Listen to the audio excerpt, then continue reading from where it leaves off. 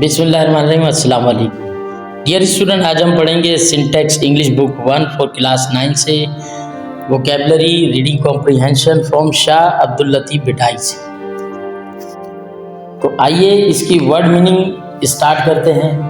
Abundance, abundance यानी ये noun है इंग्लिश में, और इसकी जो इंग्लिश मीनिंग है अ वेरी लार्ज क्वांटिटी। इफरात यानी कसरत उर्दू में। सेकंड वर्ड है इसमें एक्सेप्टेबल। एक्सेप्टेबल का मतलब है एबल टू बी अग्रीड, काबिल कबूल होना।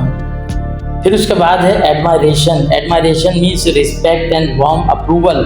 उर्दू मीनिंग मद्दाह यानी तारीफ। इसका कॉन्टेक्चुअल अगर आप सेंटेंस देखें तो वो ये बनता है कि शाह अब्दुल लतीफ़ बिटाई के बारे में कि his admiration for the beauty of nature filled his heart with the love of God.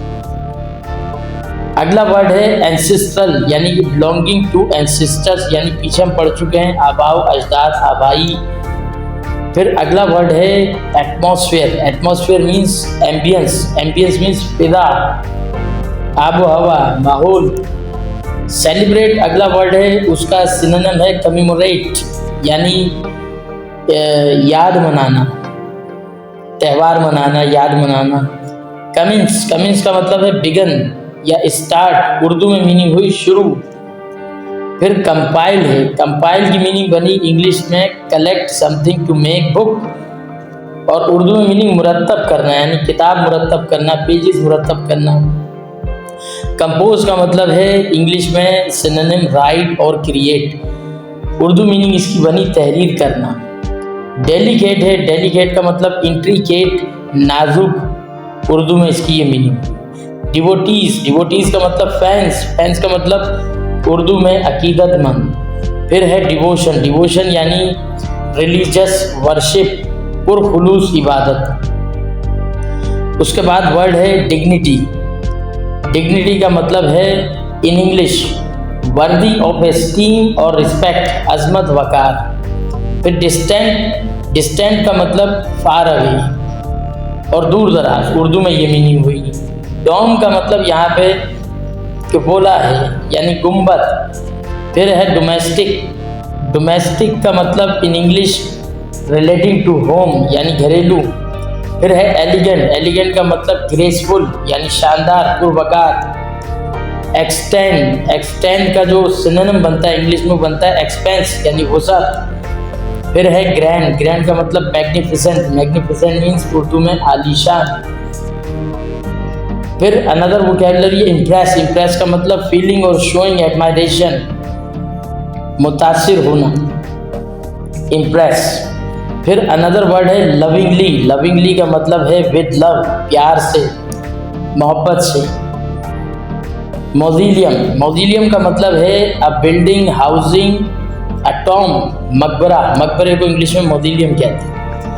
उसके बाद आ जाता है वर्ड माउंट। माउंट का मतलब अ स्मॉल हिल, एक छोटी सी हिल कह लें, पहाड़ की ये रेत का टीला कह लें। उसका एक इंग्लिश में सेंटेंस है कॉन्टेक्स्ट के मुताबिक, Shah Latif left his home and went to live on a mount at some distance from his village. फिर है मिस्टिक। मिस्टिक का मतलब ऑर्फिक यानी सूफियाना, स्पिरिचुअल। नेविगेशन अनदर वर्ड, उसका सिनोनिम है सीमैनशिप, जहाज रानी। फिर ऑरल है वर्ड, ऑरल का मतलब वर्बल, वर्बल यानी जुबानी। पायस का मतलब डिवोटली रिलीजियस या डिवोटेडली रिलीजियस, मुत्तकी, परहेजगार, पायस।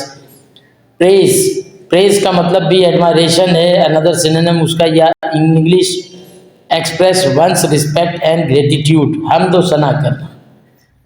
प्रॉस्पेरस, प्रॉस्पेरस सिनोनिम इसका होगा फ्लोरिश यानी खुशहाल। फिर है रिफ्लेक्ट। रिफ्लेक्ट की जो मीनिंग बनती है इंग्लिश में थ्रो बैक लाइट यानी अक्कासी करना। फिर रिनॉन, फेमस। रिनॉन का सिनोनिम बनेगा इंग्लिश में फेमस, उर्दू में मशहूर, मकबूल, मारूफ।